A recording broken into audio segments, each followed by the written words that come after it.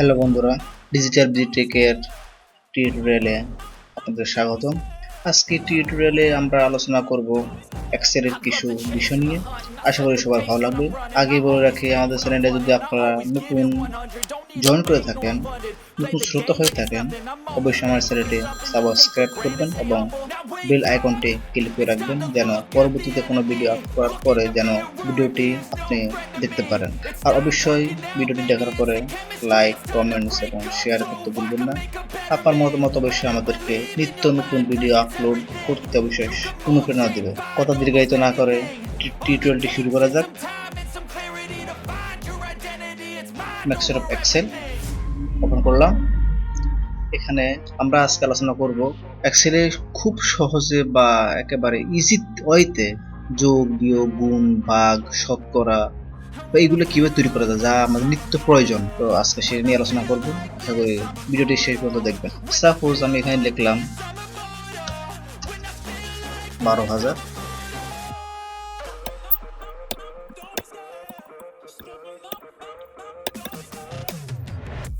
এই টোটাল সংখ্যাগুলো কিভাবে অটো সাম, যাকে অটো সাম বলে, টোটাল ফিগারটা যোগ করব কিভাবে। এক ক্লিকে আপনার অটো সামটা চলে আসবে। এখানে শুধু আপনি এখানে দেখেন অটো সাম, এখানে ক্লিক করার সাথে সাথে দেখেন কি হয়। দেখছেন নিচে একটা ফিগার চলে আসছে, অটো টোটাল ফিগারটা চলে আসছে। তার মানে এটা যোগ করে দেখেন। আমি এখান থেকে যখন এটা সিলেক্ট করবো, এখানে দেখেন ভ্যালু দেখা যায় 3,381। মানে এটা ফিগার এখানে চলে আসছে। আর এটা আমরা ক্যালকুলেট করতে গেলে অনেক টিপে অনেক কিছু পাওয়া লাগতো, সেখানে পাওয়া লাগতেছে না। আচ্ছা, এলো অটো সাম বা টোটাল অ্যামাউন্ট কত হিসেব করার জন্য এই অপশন থেকে করতে পারবেন। 2 নম্বরে যাই, সেটা হচ্ছে আপনার অটো সাম, মানে এটা হচ্ছে কিভাবে যোগ করা হয় সেটা দেখাইলাম। আর মাইনাস মানে বিয়োগ কিভাবে করতে হয় সেটা দেখাবো এখন। সাপোজ এই অ্যামাউন্ট থেকে আমি কিছু অ্যামাউন্ট বাদ দেবো। সাপোজ আমি এখান থেকে এই অ্যামাউন্টটা বাদ দেবো। আমি এখানে দেখলাম, দেখার পরে আমি বাদ দেবো এখানে। তখন আমি যাব অটো সামে যাব। এখানে দেখেন অটো সাম যদি আমি ক্লিক নাও করি, যদি আমি অল্টার প্লাস ইকুয়াল টু দিই, দেখেন ক্লিক করলে হবে। অথবা এখানে ক্লিক করার পরে আপনার কিবোর্ডের অল্টার এবং ইকুয়াল টু, আপনি অল্টার এবং ইকুয়াল টু টিপ দেবেন। দেওয়ার পরে অ্যারো লাস্টে এখানে ক্লিক করার পরে আপনার টোটাল ফিগারটা কত, এটা হচ্ছে টোটাল ফিগার। এখান থেকে এটা ম্যানেজ দেবো। এখন আমি আগে যে ফিগার থেকে ম্যানেজ দেবো ওই ফিগারটা ক্লিক করতে হবে। এটা ক্লিক করলাম। ক্লিক করার পরে তারপরে কি করব, মাইনাস করব। দিলাম মাইনাস, কত মাইনাস করব, এই ফিগারটা ক্লিক করলাম, তাহলে ইন্টার দিলাম। অলরেডি মাইনাস হয়ে গেছে। এটা হচ্ছে আপনার অটো সাম দিয়ে করলাম। কিন্তু আমি যদি ম্যানুয়ালি করি, যেমন সাপোজ কি বানাতে, মানে আবার দেখি আমি অটো সামটা এখানে ক্লিক করে আসতেছে অটো সাম। এছাড়া আমি অটো সামটা কি আনতে পারি, কিবোর্ডের অল্টার এবং ইকুয়াল টু আনলাম। আনার পরে আমি এখন কি করব, আমার টোটাল ফিগারটা কত হচ্ছে এইটা, ফিগার ক্লিক করলাম। ক্লিক করার পরে কি করব, এটা কত, D10, ডি কলামের 10 রো, ডি কলামের 10 রো। এখন আমি ম্যানেজ দিব, কত দিব, ম্যানেজ হচ্ছে আমার ডি কলামের 11, ডি কলামের 11 রো। আমি যদি ম্যানুয়ালি লিখি ডি কলাম 11, এখন ইন্টার দিই, দেখেন 21,512, 21,512। তার মানে এটা ম্যানুয়ালি লিখতে একটু কষ্ট হয় বা একটু ঝামেলা বেশি। সেখানে আমরা ইজি হতে যাবো। ইজি হতে গেলে কীভাবে যাবো, আমরা দেখে দিচ্ছি। আমি প্রথমে অটোসাম ক্লিক করব, যে ফিগার থেকে ম্যানেজ করবো ওই ফিগারটা ক্লিক করব। ক্লিক করার পরে যদি মাইনাস করি তাহলে মাইনাস চিহ্ন দেবো। মাইনাস চিহ্ন দেওয়ার পরে যে ফিগারটা ম্যানেজ করবো ওই ফিগারে ক্লিক করবো অ্যান্ড দেন ইন্টার দেবো। মাইনাস হয়ে গেল। আচ্ছা, এগুলো মাইনাস মানে বিয়োগ। এখন আমরা করবো গুণ। গুণ যদি করি আমরা, তাহলে কি করবো, আমি অটোসামটা করার জন্য গুণ করব। গুণ করলে কি করব, সাপোজ আমি 20কে 20 দিয়ে গুণ করব।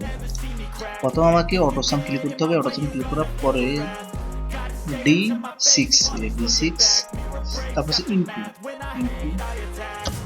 ইনটু পর হচ্ছে D7 তারপর হচ্ছে ইন্টার 400 গুণ হয়ে গেল।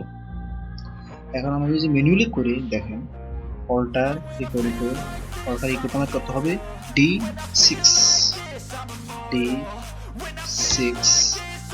এখন দেখ ইনটু তারপর হচ্ছে D7 ইন্টার, এটা হচ্ছে ম্যানুয়ালি লিখলাম আর এটা হচ্ছে অটোসাম দিয়ে। ওকে, আচ্ছা এখন এটা গেল গুণ গেল, এখন আমরা ভাগ করব।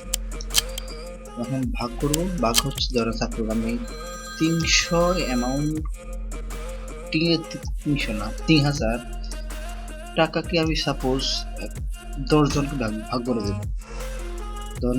করে দেব, তাহলে ব্যাপারটা কি হচ্ছে আমার অটোসামে যাব, অটোসাম যাওয়ার পরে যে অ্যামাউন্টটা আছে অ্যামাউন্টটা ক্লিক করার পরে ভাগ দেব, ডিভাইডার কিবোর্ড ডিভাইডার হচ্ছে আপনার এই অপশনটা, হ্যাঁ স্ল্যাশ ভাগ দেব। ভাগ দেওয়ার পরে কত ভাগ দিয়ে ভাগ দেবো 10 দিয়ে, 10 জনকে ভাগ দিব, তারপর তিনটা প্রতিজন 300 টাকা করে পাবো, এখন আমি মেনুর যদি করি অল্টার কিবোর্ড দিয়ে অল্টার ইকুয়াল টু E6 তাহলে আমরা E6 কি দিয়ে ভাগ করব, ভাগ কত F6 একই, তাই না? আমি এটা দেখালাম কি জন্য যে অটোসামে মানে ক্লিক করার পর কোনটা ক্লিক করলে কি আসে বা কোথায় কি নিয়ে আসছে সেটা দেখার জন্য মেনুতে দেখালাম। আপনার যেটা সহজ মনে হয় আপনি সেটাই করবেন, সমস্যা নাই। আচ্ছা এটা গুলো ভাগ গেল, এখন আমরা দেখব কিভাবে শতকরা বা পার্সেন্টেজ দেখানো যায় বা কিভাবে বাই করতে পারবেন পার্সেন্টেজ। সাপোজ আমি এখানে 3000 লিখলাম, 3000 এর কত পার্সেন্টেজ করবো, সাপোজ 10%, 3000 10% কত বা 15% কত, সাপোজ 10% কি হচ্ছে অটোসামে যাবো, আবার অটোসামে যাওয়ার পরে মানে কোন ফিগারের 17 বাই করবো এই ফিগারটা ক্লিক করার পরে আমি 17 মানে হচ্ছে 100, মাথা রাখতে হবে 17 মানে হচ্ছে 100, আমার ছোটবেলায় অঙ্ক করে আসছে 17 মানে 100, তাহলে আমরা কি করব ভাগ 100